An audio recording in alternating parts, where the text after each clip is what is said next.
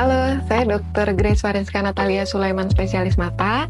Saat ini saya bekerja sebagai dokter spesialis mata di Rumah Sakit Bayangkara. Saya menyelesaikan pendidikan dokter spesialis mata saya di Universitas Padjadjaran dan menyelesaikan fellowship medical vitrio retina saya di Pusat Mata Nasional Rumah Sakit Mata Cicendo, Bandung.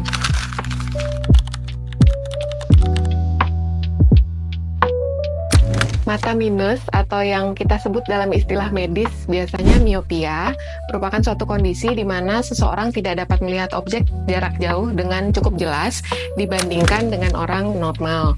Nah, kondisi ini biasanya disebabkan oleh beberapa faktor, terutama faktor genetik. Artinya apabila orang tuanya memiliki mata minus, maka anak memiliki kecenderungan lebih besar juga atau risiko lebih besar untuk mengalami mata minus.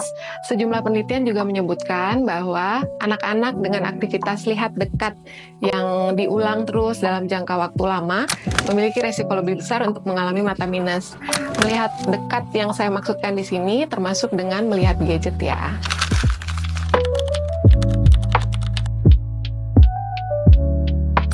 Bahaya dari mata minus adalah terutama kalau mata minusnya memiliki ukuran yang besar. Kita sebut di sini miopia patologis. Biasanya miopia patologis memiliki ukuran minus di atas minus 6, jadi minus 7, minus 8, dan seterusnya. Bahayanya adalah pada pasien dengan minus yang tinggi memiliki risiko lebih besar untuk mengalami ablasio retina. Ablasio retina merupakan lepasnya retina dari dinding bola mata yang dapat berakibat pada kebutaan. Ditandai dengan adanya floaters, artinya melihat benda-benda berterbangan di dalam mata, bisa bentuknya rambut-rambut ataupun bintik-bintik, dan disertai dengan fotopsia atau melihat kilatan cahaya pada bola mata.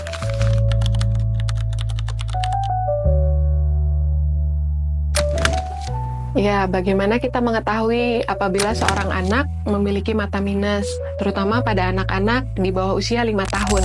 Seringkali anak tidak bisa bilang, sehingga orang tua harus bisa mendeteksi sendiri tanda-tanda yang mungkin bisa didapati pada anak. Yang pertama adalah anak selalu berusaha mendekat pada objek jarak jauh yang sedang dilihatnya. Contoh, pada saat menonton TV, anak selalu maju ke depan. Ketika kita minta untuk mundur, anak akan maju kembali untuk mendekati TV supaya bisa melihat lebih jelas. Kemudian tanda yang kedua adalah anak sering memicingkan matanya. Jadi untuk melihat lebih jelas, dia menyipitkan matanya. Bahkan terkadang anak juga lihat dari sisi tertentu dengan memiringkan kepalanya untuk bisa melihat lebih jelas. Kemudian yang terakhir yang perlu diperhatikan adalah sering berkedip. Apabila anak terlihat sering berkedip, maka terdapat kemungkinan satu tanda-tanda mata lelah ataupun ya gangguan refraksi.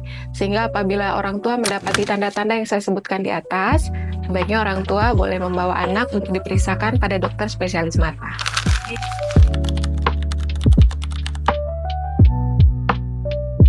Apa yang harus kita lakukan apabila anak kita memiliki tanda-tanda yang saya sebutkan di atas? Anak harus rutin dibawa kontrol kepada dokter mata. Idealnya kita sarankan untuk dilakukan pemeriksaan setidaknya setahun sekali untuk bisa mengevaluasi dan menyesuaikan ukuran kacamatanya.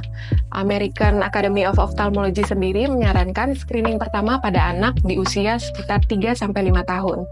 Sedangkan pada orang dewasa yang memiliki minus tinggi, disarankan pula untuk melakukan pemeriksaan setidaknya setahun sekali untuk bisa mengevaluasi kondisi retinanya, sehingga apabila terdapat gangguan, bisa kita deteksi lebih dini.